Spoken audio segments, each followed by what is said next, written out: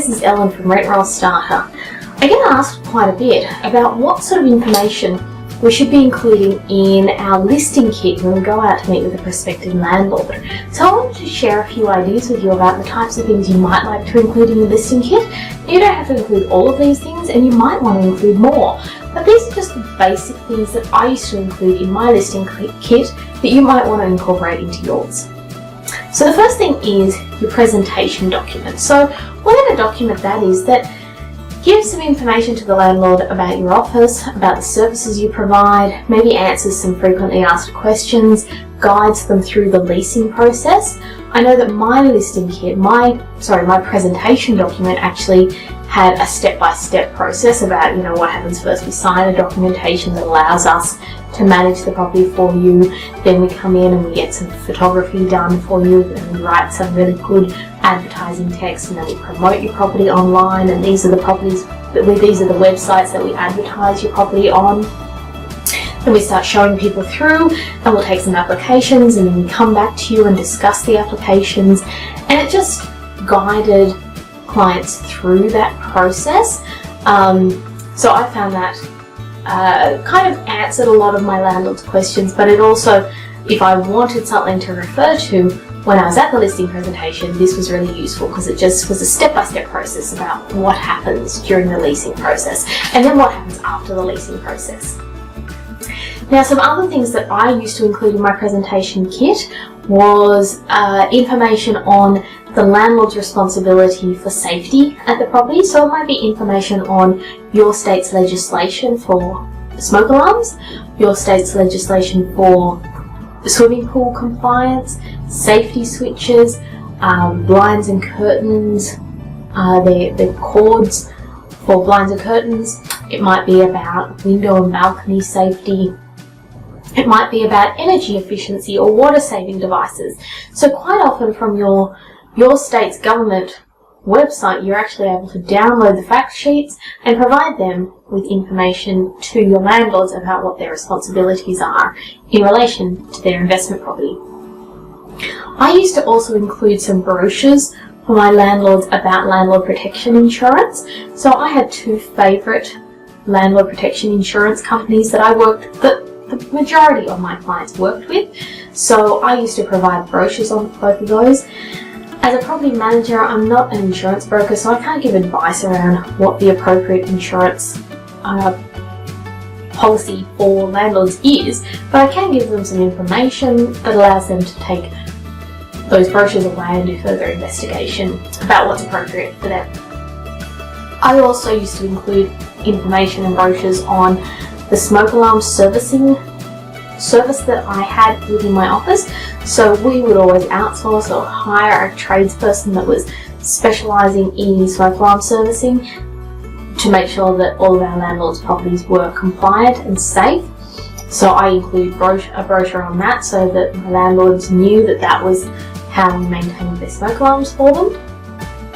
And then I used to also include some information to help the landlord get ready for the property to be ready to rent out. So quite often a lot of the landlords that I met with were actually living in the homes when we met, and they were planning on moving out and renting out the property.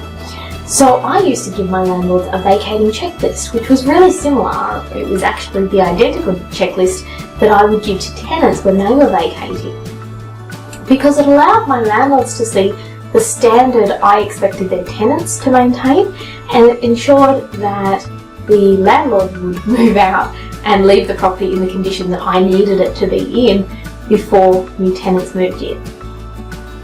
Now, a few other things I liked to include in my listing kit were examples of documentation and reports that I provided as a property manager. So it might be an example of your end of month statement so that you can show a landlord what their statement will look like, and you can explain how it works as well, because sometimes statements can be a little bit hard to follow, and different property management software has different styles of statements, so it can be a bit confusing for a landlord if they don't get it explained to them. So this is a great opportunity to actually explain what their statement will look like and what it means. I also included copies of an ingoing or an entry condition report and samples of the styles of photos that I used to take for an entry condition report.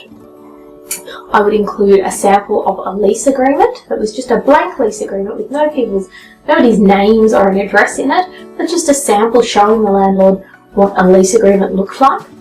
I also had a sample of my routine condition reports and all of the photos that I used to take as part of that routine condition report. So I used to like to give my landlords some examples of the work that we provided, and I think that just made it easier for them to understand what they can expect to receive from my office.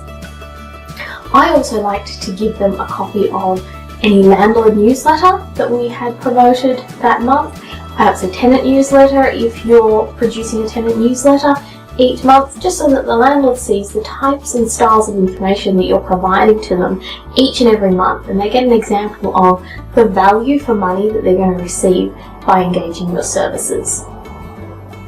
Now, when I attended a listing presentation, I really didn't spend a lot of time going through that documentation with the landlord.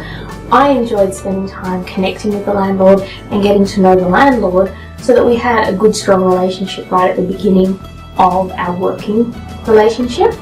But I always like to leave something behind for the landlord to have a look through so that they were aware of what standard of service they can expect as they start to work with our office. Now, I'd love to hear from you about what style of information you like to include in your listing kit. Do you include some of the things I suggested today, or do you include other things? And I'd love to hear what you include. If you want to leave a comment in the comment section just below, I'd love to hear from you and find out what sort of stuff you include in your listing presentation.